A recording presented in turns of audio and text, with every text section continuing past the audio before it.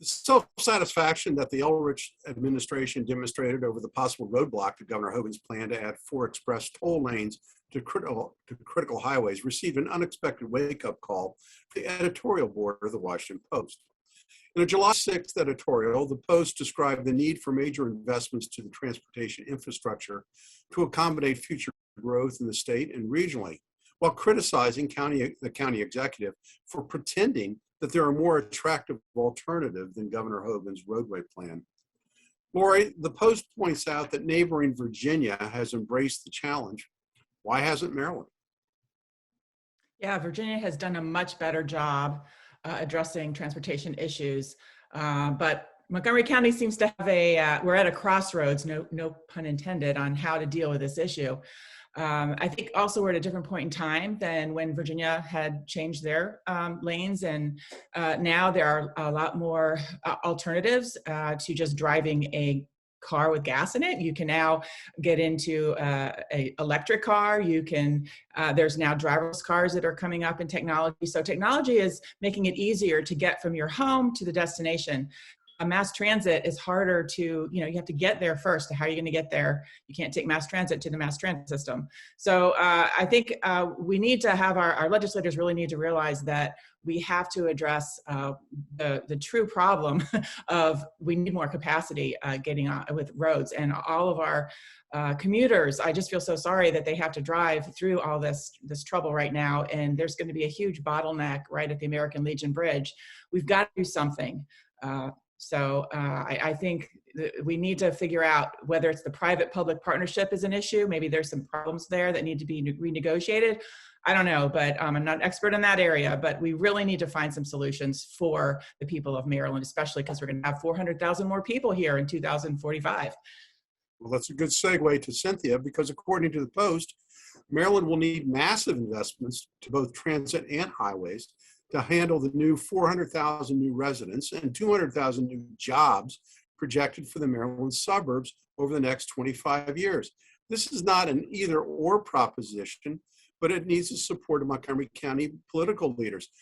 Does the county council and the county executive just hate automobiles so much that they're willing to punish the citizens of Montgomery County?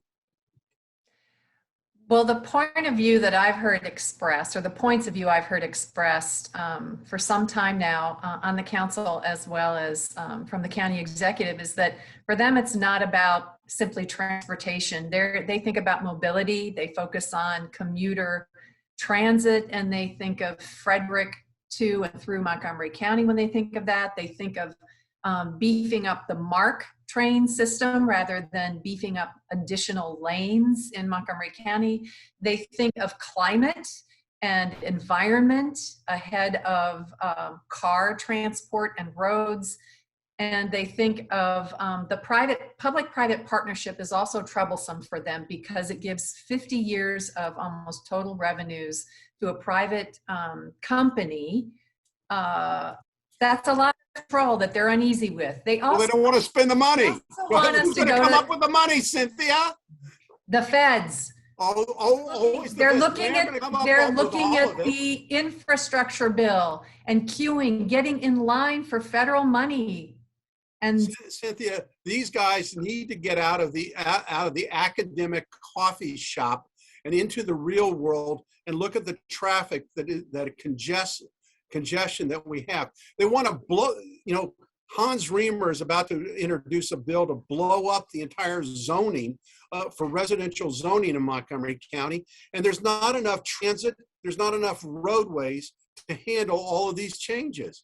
They need to come out, they need to do something better. Okay, the other thing that I have not heard mentioned is how we work and where we work and where we live and work is going to change post-pandemic. And I think this is being driven by pandemic experiences and also technology, as Laurie mentioned.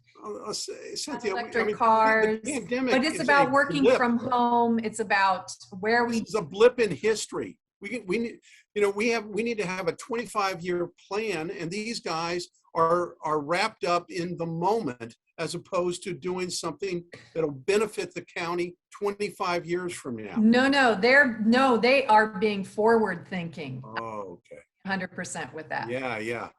How often are you going to take that bus to? I work from home. I have for 15 years. Yeah, a lot of our legislators are not 5,000 using, the ones who are making the changes to say we need mass transit are not the ones who are using the system. Correct. All right, well, we got to go. Look, we could talk. We could chew on the fat on this for hours, but I want to go to another very important topic.